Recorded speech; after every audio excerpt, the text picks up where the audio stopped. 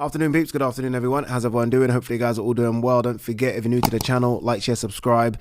Apologies if I'm repeating myself, guys, but I do need your help. I have set up a Facebook page called Ade Gman, which is like a one-stop shop for everything I do. All the videos that I put on YouTube, the shorter videos that go on TikTok and Instagram, the stuff I put on Twitter, it's all going to go to this Facebook page, so I need you guys to follow it, please. We're also going to set up a WhatsApp number on the Facebook page as well, so you guys can message me, I can message you back, we can keep this interaction going. The link to the Facebook page is in the description. Please give it a follow. I do want it to grow, and yeah, we'll see where it goes, but I do want to kind of chuck as much at this as possible. All right, let's have a look and see what there is to talk about today.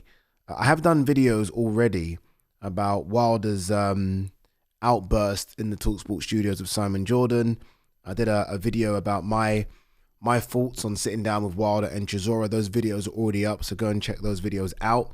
So no Wilder or Chisora chat on this video. There are other bits to go through instead. All right, let's start here. Thurman can re-establish himself as a top fighter against Sebastian Fundora. He can if he wins, but I doubt very much that he is going to win. This fight has obviously been rescheduled. I don't know who got injured. I'm guessing it was Keith, because Keith always gets injured, or has always got injured in the last few years. We're going to talk a lot about the WBC and just their practice of doing things. This is a disgrace.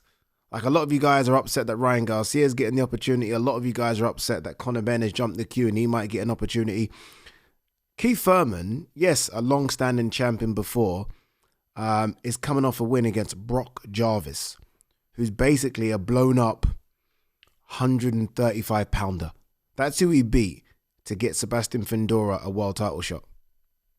I mean, that's the WBC. Like, how Thurman, I mean, then again, I mean, the WBC gave Manny Pacquiao a shot against Barrios. And look, Pacquiao nearly bloody did it, didn't he? But it literally is just rules for everyone. There's different rules for how much you can bring to the table in terms of eyeballs, in terms of money, whatever. Because Thurman getting a shot against Sebastian Fundora is kind of laughable. It is. It's not like he was either a 154-pound champion. It's not like he was like a long reigning 154-pound champion who's coming back like Manny Pacquiao was at welterweight. He's never fought a 154 apart from this Brock Jarvis fight. So yeah. But anyway, look, let's see. I think it will be a good fight, but I expect Sebastian Fundora to break him down. I really do. Keith is 37's not old in boxing, but he's just not been active. He's not been active. He's had like one fight in 5 or 6 years. Yeah, what we doing? Where Sebastian Fundora has been active, and Sebastian Fundora might consider himself the best 154-pounder on the planet. So that's the difference. Preserving energy. Nick Bull sees in Brandon Figueroa a challenger to stop and outlast. This is a challenge. This is a real challenge. Brandon Figueroa is a really good fighter, people. Like, you could see an upset here. And by the way, some people won't think of it as an upset, because I know a few people that think Brandon Figueroa is going to get the job done. Very big at the weight, very wiry, carries a decent power.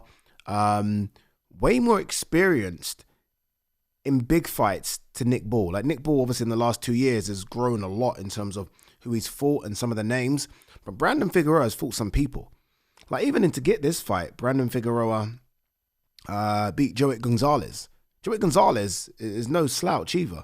I mean, only the best have beat Joey Gonzalez. Like, Shakur Stevenson beat him many moons ago. So that's a good win. Obviously lost to Stephen Fulton twice. They're the only 2 defeats. The first fight really close, majority decision. Some people thought Figueroa won it. The second one a bit wider. Has beat the likes of Luis Neri, who caused Inoue problems. Mark Messiah, who was a world champion himself. Like, he's got some good wins on the resume. This is not going to be easy, people, at all. And Nick Bull, I didn't think was great against Sam Goodman. Like, I thought it was a bit predictable what he was doing. And don't get me wrong, he can mix it up. We've seen Nick Bull mix up, and I expect this to be the best Nick Bull, because it has to be. But I think this is a really tough fight. I think it's a really tough fight. And credit to Nick Bull. He's wanting unifications. He's had defenses. This is a mandatory, so it's a bit different. It's been forced on him.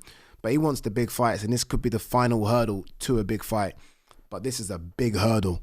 Telling you, Remember I said it, this is a big, I might even do a separate video on this because again, I think a lot of people maybe don't know Figueroa has come from boxing stock.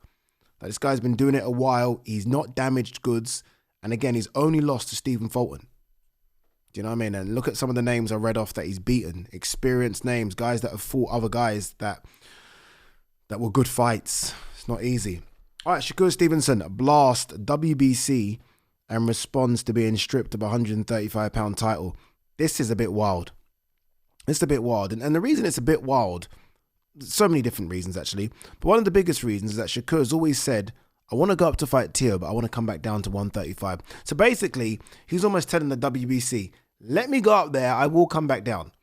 And with what the WBC are going through right now, and this battle with Zuffa, where, you know, they've got some real big players and power over there, and they're saying F the belts, and WBC are fighting, saying no, the belts mean stuff.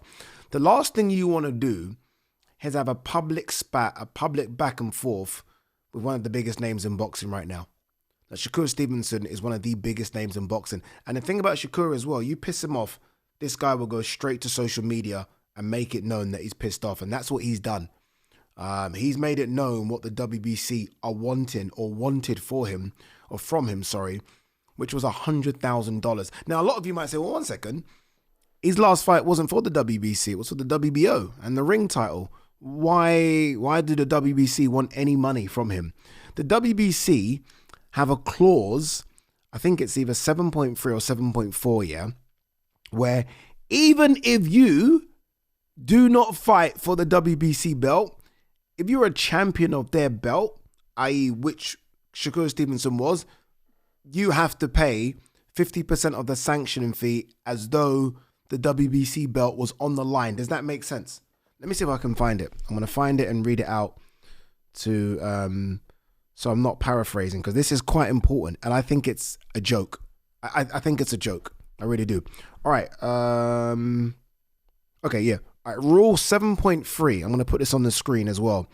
It says, in the event that a WBC champion competes in any belt in which his WBC title is not at stake, the champion is obligated to pay the WBC 50% of the WB sanctioning fee payable as if the belt were a title defense. What? What are we doing? That's crazy. That's crazy. I'm sorry. This is different to Terence Crawford. A lot of you kind of didn't agree with my take on Crawford saying, F the WBC, take your belt. And I kind of understood your point. Crawford fought for the WBC belt. He had all the belts draped on him. So it is a bit of a piss take not to pay the WBC some money. I kind of got what you guys were saying. I'm sorry. Nobody's going to tell me I'm wrong with saying that's bullshit. Nobody. So you do not fight for the WBC belt, but you have to pay the money as though you are fighting for it. Are you kidding me? Like, it's these type of things where people say, you know, that the fight disciples, they bin the belts, and, you know, Dana White says we're trying to get rid of all that shit. And you're like, no, that's not fair. It's this type of stuff where you're like, okay, no. There is a problem. There is a problem. And this is now two high-profile fighters have basically said, fuck your belt. That's Shakur Stevenson and Terence Crawford. Yeah, it doesn't look good. This doesn't look good on Mauricio Sulaimán and that whole organization. And they're going to need to somehow fix this. I don't know how they fix it because it's too late. He's been stripped. I was in Germany. It's Jadir Herrera, I think his name is, who fought for the interim title. I guess he's going to be upgraded. This is crazy, honestly. To try and, I know some of you might say, well, Shakur knew. I don't know. All the boxers do know about these regulations and clauses.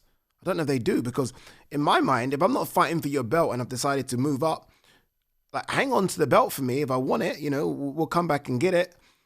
But the idea of I have to pay you money and your belt's nowhere to be seen in this fight? Come on, guys, man, that's crazy. And we're not talking small money. $100,000? $100,000? Nah. Nope. That's crazy. That's crazy.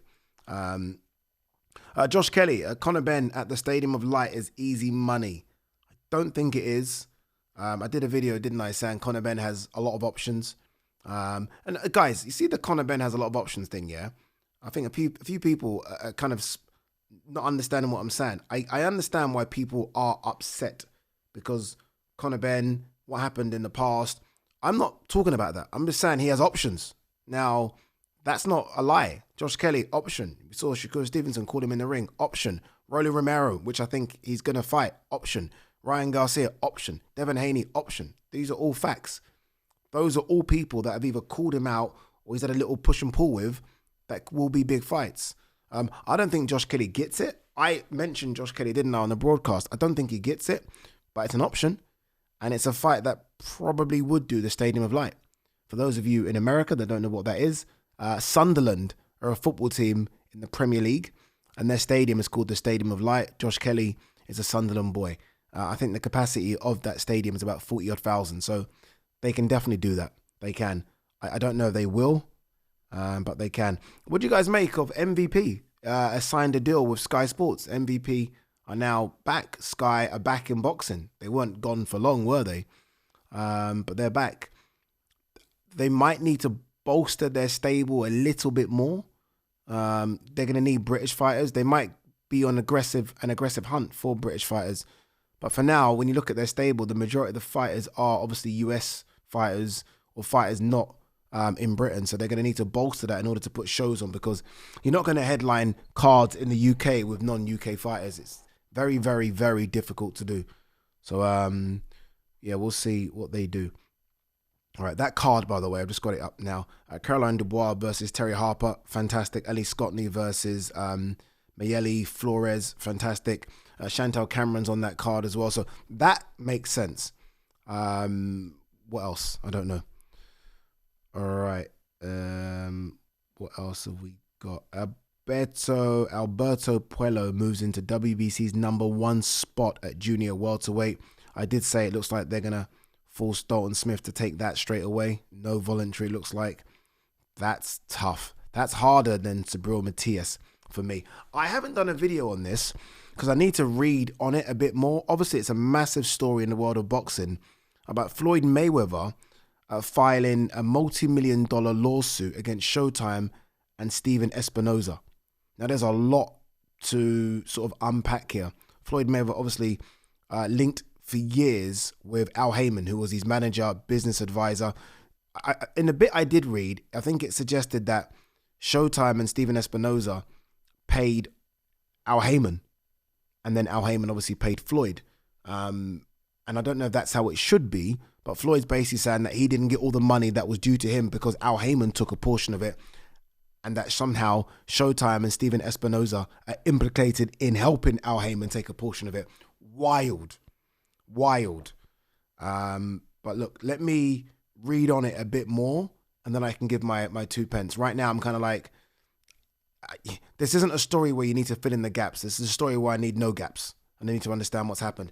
Anyway, guys, girls, as always, thank you very much, and I'll see you on the next one. Peace and love.